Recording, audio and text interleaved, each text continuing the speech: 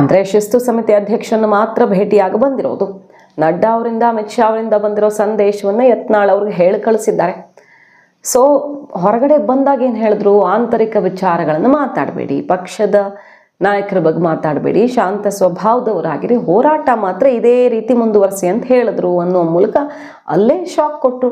ವಕ್ಫ್ ಪ್ರತ್ಯೇಕ ಹೋರಾಟಕ್ಕೆ ಹೈಕಮಾಂಡ್ ಒಪ್ಪಿಗೆ ಇದೆ ಅಂತ ರಾಧಾ ಮೋಹನ್ ದಾಸ್ ಅವರು ಕೂಡ ಅದನ್ನು ಹೇಳಿದ್ರು, ಸ್ಪಷ್ಟಪಡಿಸಿದ್ರು. ವಿಜಯೇಂದ್ರ ರಾಜ್ಯಾಧ್ಯಕ್ಷರಾಗಿರ್ತಾರೆ, ಬಟ್ ಯತ್ನಾಳ್ ಅವರ ಹೋರಾಟಕ್ಕೂ ಅಡೆತಡೆ ಇಲ್ಲ ಅನ್ನೋದನ್ನು ಉಸ್ತುವಾರಿಯೂ ಕ್ಲಿಯರ್ ಮಾಡಿದ್ಮೇಲೆ ಏನಾಗ್ತಿದೆ ಅನ್ನೋದು ಎಲ್ರಿಗೂ ಗೊತ್ತಾಯಿತು. ಹೈಕಮಾಂಡ್ ಏನು ಲೆಕ್ಕಾಚಾರ ಹಾಕ್ತಾ ಇದೆ ಅಂತ. ಯತ್ನಾಳ್ ಅಬ್ಬರ ಮುಂದುವರಿತಾನೇ ಇದೆ. ಇದರ ನಡುವೆ ಯಡಿಯೂರಪ್ಪನವರ ವಿರುದ್ಧ ಮಾತನಾಡಬೇಡಿ ಅಂತ ಹೇಳಿದ್ದಾರ ಅನ್ನೋ ಪ್ರಶ್ನೆಗೆ ಉತ್ತರಿಸಲಿಲ್ಲ. ಶಾಂತವಾಗಿರಿ ಅಂತ ಹೇಳಿ ಕಳಿಸಿದ್ದಾರೆ ಅಂತ ಮಾತ್ರ ಹೇಳಿದ್ರು. ಒಂದು ದಿನ ಯತ್ನಾಳ್ ವಿಜಯೇಂದ್ರ ವಿರುದ್ಧ ಮತ್ತು ಯಡಿಯೂರಪ್ಪನವ್ರ ವಿರುದ್ಧ ವಾಗ್ದಾಳಿ ನಡೆಸಿರಲಿಲ್ಲ, ಓಪನ್ ಆಗಿ ಡೆಲ್ಲಿಲಿದ್ದಾಗ, ಅಲ್ಲಿ ಹೋಗಿ ಬಂದ ಮೇಲೆ. ಆದರೆ ಈಗ ಮತ್ತೆ ಗುಡುಗಿದ್ದಾರೆ. ಸೊ ಶಿಸ್ತು ಸಮಿತಿ ಮೀಟಿಂಗನ್ನು ಅಟೆಂಡ್ ಆದಮೇಲೆ, ಹೈಕಮಾಂಡ್ ಸಂದೇಶ ಬಂದ ಮೇಲೆ ವಕ್ಫ್ ಹೋರಾಟಕ್ಕೂ ದಾರಿ ಕ್ಲಿಯರ್, ಯಡಿಯೂರಪ್ಪನವರ ವಿರುದ್ಧವೂ ಮತ್ತೆ ಅಬ್ಬರಿಸಬಹುದು ಅನ್ನೋ ಮೆಸೇಜ್ ಸಿಕ್ಕಿದೆಯಾ? ಇದು ಈಗ ಅರ್ಥವಾಗದಿರೋ ವಿಚಾರ. ರಾಜ್ಯ ಬಿಜೆಪಿಯಲ್ಲಿ ಮತ್ತೆ ಯಡಿಯೂರಪ್ಪನವರ ಸೀಕ್ರೆಟ್ಸ್, ವಿಜಯೇಂದ್ರ ಡೀಲಿಂಗ್ ಸೀಕ್ರೆಟ್ಸ್ ಅಂತ ಹಲವು ವಿಷಯಗಳನ್ನು ತೆರೆದಿಟ್ಟಿರೋದು. ಅಂದರೆ ಶಿಸ್ತು ಸಮಿತಿ ಅಧ್ಯಕ್ಷರನ್ನು ಮಾತ್ರ ಭೇಟಿಯಾಗಿ ಬಂದಿರೋದು. ನಡ್ಡಾ ಅವರಿಂದ, ಅಮಿತ್ ಶಾ ಅವರಿಂದ ಬಂದಿರೋ ಸಂದೇಶವನ್ನು ಯತ್ನಾಳ್ ಅವ್ರಿಗೆ ಹೇಳಿ ಕಳಿಸಿದ್ದಾರೆ. ಸೊ ಹೊರಗಡೆ ಬಂದಾಗ ಏನು ಹೇಳಿದ್ರು, ಆಂತರಿಕ ವಿಚಾರಗಳನ್ನು ಮಾತಾಡಬೇಡಿ, ಪಕ್ಷದ ನಾಯಕರ ಬಗ್ಗೆ ಮಾತಾಡಬೇಡಿ, ಶಾಂತ ಸ್ವಭಾವದವರಾಗಿರಿ, ಹೋರಾಟ ಮಾತ್ರ ಇದೇ ರೀತಿ ಮುಂದುವರಿಸಿ ಅಂತ ಹೇಳಿದ್ರು ಅನ್ನುವ ಮೂಲಕ ಅಲ್ಲೇ ಶಾಕ್ ಕೊಟ್ಟರು. ವಕ್ಫ್ ಪ್ರತ್ಯೇಕ ಹೋರಾಟಕ್ಕೆ ಹೈಕಮಾಂಡ್ ಒಪ್ಪಿಗೆ ಇದೆ ಅಂತ ರಾಧಾ ಮೋಹನ್ ದಾಸ್ ಅವರು ಕೂಡ ಅದನ್ನು ಹೇಳಿದ್ರು, ಸ್ಪಷ್ಟಪಡಿಸಿದ್ರು. ವಿಜಯೇಂದ್ರ ರಾಜ್ಯಾಧ್ಯಕ್ಷರಾಗಿರ್ತಾರೆ, ಬಟ್ ಯತ್ನಾಳ್ ಅವರ ಹೋರಾಟಕ್ಕೂ ಅಡೆತಡೆ ಇಲ್ಲ ಅನ್ನೋದನ್ನು ಉಸ್ತುವಾರಿಯೂ ಕ್ಲಿಯರ್ ಮಾಡಿದ್ಮೇಲೆ ಏನಾಗ್ತಿದೆ ಅನ್ನೋದು ಎಲ್ರಿಗೂ ಗೊತ್ತಾಯಿತು. ಹೈಕಮಾಂಡ್ ಏನು ಲೆಕ್ಕಾಚಾರ ಹಾಕ್ತಾ ಇದೆ ಅಂತ. ಯತ್ನಾಳ್ ಅಬ್ಬರ ಮುಂದುವರಿತಾನೇ ಇದೆ. ಇದರ ನಡುವೆ ಯಡಿಯೂರಪ್ಪನವರ ವಿರುದ್ಧ ಮಾತನಾಡಬೇಡಿ ಅಂತ ಹೇಳಿದ್ದಾರ ಅನ್ನೋ ಪ್ರಶ್ನೆಗೆ ಉತ್ತರಿಸಲಿಲ್ಲ. ಶಾಂತವಾಗಿರಿ ಅಂತ ಹೇಳಿ ಕಳಿಸಿದ್ದಾರೆ ಅಂತ ಮಾತ್ರ ಹೇಳಿದ್ರು. ಒಂದು ದಿನ ಯತ್ನಾಳ್ ವಿಜಯೇಂದ್ರ ವಿರುದ್ಧ ಮತ್ತು ಯಡಿಯೂರಪ್ಪನವ್ರ ವಿರುದ್ಧ ವಾಗ್ದಾಳಿ ನಡೆಸಿರಲಿಲ್ಲ, ಓಪನ್ ಆಗಿ ಡೆಲ್ಲಿಲಿದ್ದಾಗ, ಅಲ್ಲಿ ಹೋಗಿ ಬಂದ ಮೇಲೆ. ಆದರೆ ಈಗ ಮತ್ತೆ ಗುಡುಗಿದ್ದಾರೆ. ಸೊ ಶಿಸ್ತು ಸಮಿತಿ ಮೀಟಿಂಗನ್ನು ಅಟೆಂಡ್ ಆದಮೇಲೆ, ಹೈಕಮಾಂಡ್ ಸಂದೇಶ ಬಂದ ಮೇಲೆ ವಕ್ಫ್ ಹೋರಾಟಕ್ಕೂ ದಾರಿ ಕ್ಲಿಯರ್, ಯಡಿಯೂರಪ್ಪನವರ ವಿರುದ್ಧವೂ ಮತ್ತೆ ಅಬ್ಬರಿಸಬಹುದು ಅನ್ನೋ ಮೆಸೇಜ್ ಸಿಕ್ಕಿದೆಯಾ?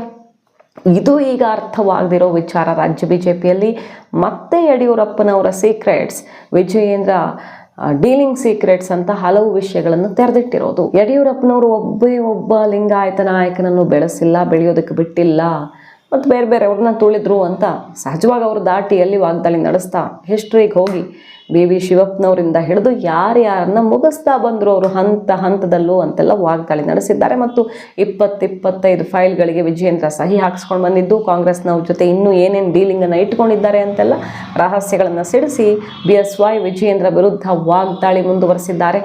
ನಾನು ಯಾಕೆ CM ಆಗಬಾರ್ದು, CM ಆಗೇ ಆಗ್ತೀನಿ ಅನ್ನುವಂಥ ಓಪನ್ ಚಾಲೆಂಜನ್ನು ಹಾಕಿ ತನಗೆ ಜಾಸ್ತಿ ಬಲ ಬಂದಿದೆ ಅನ್ನುವ ಮೂಲಕ ಯಡಿಯೂರಪ್ಪ ಕ್ಯಾಂಪ್ನ ವಿರುದ್ಧ ವಾಗ್ದಾಳಿಯನ್ನು ಮತ್ತಷ್ಟು ತೀವ್ರಗೊಳಿಸಿರೋದು. ಡೆಲ್ಲಿಗೆ ಹೋಗಿ ಬಂದ ಮೇಲೆ ನಮ್ಮ ಮುಖ ಸಪ್ಪೆಯಾಗಿಲ್ಲ, ಹೈಕಮಾಂಡ್ ಬೆನ್ನು ತಟ್ಟಿದೆ ಅನ್ನುವ ಮೂಲಕ ರಾಜ್ಯ ಬಿಜೆಪಿಯಲ್ಲಿ ಬಿಗ್ ಟ್ವಿಸ್ಟನ್ನು ಇಡ್ತಿದ್ದಾರೆ ಯತ್ನಾಳ್.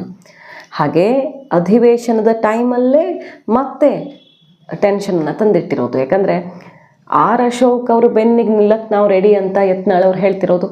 ಆರ್ ಅಶೋಕರು ಒಂದು ಅರ್ಥದಲ್ಲಿ ಈಗ ಯತ್ನಾಳ್ಗೆ ಸಪೋರ್ಟ್ ಕೊಡ್ತಿದ್ದಾರೆ ಅಂದರೂ ತಪ್ಪಿಲ್ಲ. ಇಲ್ಲಿ ವಿಜಯೇಂದ್ರ ಬರೀ ಯುವಕರ ಟೀಮ್ ಕಟ್ತಿದ್ದಾರೆ, ಅನುಭವಿಗಳು ಹಿರಿಯರನ್ನು ವಿಶ್ವಾಸಕ್ಕೆ ತಗೊಳ್ತಿಲ್ಲ ಅಂತ ನಡ್ಡಾ ಅವ್ರಿಗೆ ಅಶೋಕ್ ಅವರು ಕೂಡ ಹೇಳಿ ಬಂದಿರೋದು ಸುದ್ದಿ ಆಗ್ತಿದೆ.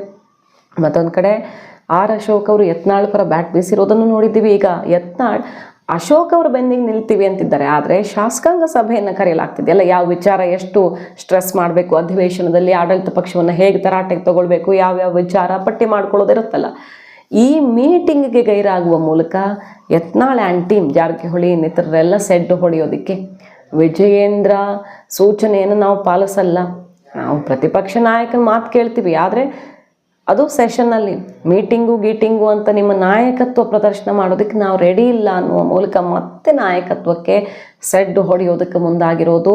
ಈ ಸಭೆಯನ್ನು ಬಹಿಷ್ಕರಿಸ್ತಾರೆ ಯತ್ನಾಳ್ ಅಂತ ಹೇಳಲಾಗ್ತಿದೆ. ಕಾದು ನೋಡಬೇಕು. ಒಟ್ಟಿನಲ್ಲಿ ಯತ್ನಾಳ್ ಮತ್ತಷ್ಟು ರೆಬಲ್ ಆಗಿ ಮತ್ತಷ್ಟು ಸ್ಟ್ರಾಂಗ್ ಆಗಿ ಈಗ BSY ಬಣದ ವಿರುದ್ಧ ಡೆಲ್ಲಿಯಿಂದ ಬಂದು ಮುಗಿ ಬೀಳ್ತಿರೋದು ಮಾತ್ರ ಹೈಕಮಾಂಡ್ನ ಮುಂದಿನ ಲೆಕ್ಕಾಚಾರಗಳ ಸುಳಿವು ಕೊಡ್ತಿದೆಯಾ?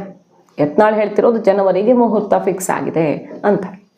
ಗೊತ್ತಿಲ್ಲ, ಕಾದು ನೋಡಬೇಕಿದೆ ಎಲ್ಲದ್ರ ಬಗ್ಗೆ. ಇದ್ರ ನಡುವೆ 10 ಜನ ಆಪರೇಷನ್ ಬಾಂಬ್, 10 ಜನ ಶಾಸಕರ ಬಗ್ಗೆ ಬೇರೆ ಯಾರೂ ಅಲ್ಲ, ಈಗ ಉಚ್ಚಾಟನೆಗೆ ರೆಡಿ ಆಗಿದ್ದಾರೆ ಅಂತ ಸುದ್ದಿ ಬರ್ತಿದೆಯಲ್ಲ.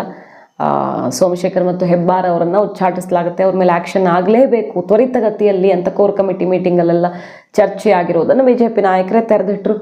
ಈಗ ಅದೇ ಸೋಮಶೇಖರ್ ಅವರು ಹೇಳ್ತಿದ್ದಾರೆ, ಈ ಬಡಿದಾಟದಲ್ಲಿ ಭವಿಷ್ಯದ ಆತಂಕದಲ್ಲಿರುವಂಥ 10 ಜನ ಶಾಸಕರು ಸಿದ್ದರಾಮಯ್ಯನವರ ಸಂಪರ್ಕದಲ್ಲೇ ಇದ್ದಾರಂತೆ, ಕಾಂಗ್ರೆಸ್ ಸಂಪರ್ಕದಲ್ಲಿದ್ದಾರೆ ಮತ್ತು ನನ್ನ ಸಂಪರ್ಕದಲ್ಲೂ ಇದ್ದಾರೆ. ನನಗೆ ಕೋಆರ್ಡಿನೇಟ್ ಮಾಡೋದಕ್ಕೆ ಹೇಳಿದ್ರೆ ನಾನು ಮಾಡ್ತೀನಿ. ನಾನೇನು ಕರ್ಕೊಂಡು ಹೋಗೋ ಜವಾಬ್ದಾರಿ ಹೊತ್ಕೊಂಡಿಲ್ಲ, ಬಟ್ ನಾಳೆ ನನಗೆ ಆ ಟಾಸ್ಕ್ ಕೊಟ್ಟರೆ ನಾನು ಆ 10 ಜನರನ್ನು ಕರ್ಕೊಂಡು ಹೋಗೋ ಕೆಲಸವನ್ನು ಮಾಡಬಲ್ಲೆ. ಕಾಂಗ್ರೆಸ್ ನಾಯಕರ ಸಂಪರ್ಕದಲ್ಲಿ ಆಲ್ರೆಡಿ ಇದ್ದಾರೆ, ಆಪರೇಷನ್ಗೆ ಬಾಗಿಲು ಓಪನ್ ಆಗಿದೆ ಅನ್ನೋ ತನಕ ಯಾವುದೇ ಸಮಯದಲ್ಲಿ ಅದಕ್ಕೆಲ್ಲ ಮುಹೂರ್ತ ಫಿಕ್ಸ್ ಆಗಬೇಕು, ಯಾವುದೇ ಸಮಯದಲ್ಲಿ ಇದಾಗಬಹುದು ಅನ್ನೋ ಹಿಂಟನ್ನು ಬೇರೆ ಕೊಡ್ತಿದ್ದಾರೆ. ಸೊ ಹೆಬ್ಬಾರ್ ಸೋಮಶೇಖರ್ ಇಬ್ಬರೇ ಅಲ್ಲ, 10 ಜನ, ಉಳಿದ 10 ಜನ BJP ಶಾಸಕರು ಕೂಡ ಇದ್ದಾರಂತೆ ಲಿಸ್ಟಲ್ಲಿ. ಸೊ BJPಯಲ್ಲಿ, ರಾಜ್ಯ BJPಯಲ್ಲಿ ಆತಂಕ ಸೃಷ್ಟಿಸುವಂಥ ಬೆಳವಣಿಗೆಗಳಾಗಲಿದೆಯಾ ಇದೇ ಬಡಿದಾಟ ಮುಂದುವರೆದಲ್ಲಿ? ಈ ಸೆಷನಲ್ಲಿ ಒಂದು ಕಡೆ JDS ಮಂಕಾಗಿದೆ ಈ ಬೈ ಎಲೆಕ್ಷನ್ ಸೋಲಿಂದ, BJP ಬಡಿದಾಟದಲ್ಲಿ ಮುಂದುವರಿತಿದೆ. ಹಾಗಾಗಿ ಕಾಂಗ್ರೆಸ್ ಇನ್ನಷ್ಟು ಎದೆಯುಬ್ಬಿಸಿ ಮುನ್ನಡೆಯುವಂತಾಗಿದೆ. ಪ್ರತಿಪಕ್ಷಗಳು ತಾವಾಗಿ ಸಮಸ್ಯೆಯನ್ನು ಮತ್ತಷ್ಟು ಎಳೆದುಕೊಳ್ತಿದ್ದಾವ ಅನ್ನೋದು ಕಾದ್ ನೋಡೋಣ. BJP ಹೈಕಮಾಂಡ್ ಯಾವ ಸಮಯದಲ್ಲಿ ಮದ್ದು ಅರಿಯಲಿದೆ ಅನ್ನೋದನ್ನು. ಮಾಹಿತಿ ನಿಮ್ಗೆ ಇಷ್ಟ ಆಗಿದ್ರೆ ಮಿಸ್ ಮಾಡ್ತಾರೆ ನಮ್ಮ ಚಾನಲ್ನ ಸಬ್ಸ್ಕ್ರೈಬ್ ಮಾಡಿ, ನಿಮ್ಮ ಅಭಿಪ್ರಾಯ ಕಮೆಂಟ್ ಮಾಡಿ ತಿಳಿಸಿ. Thank you.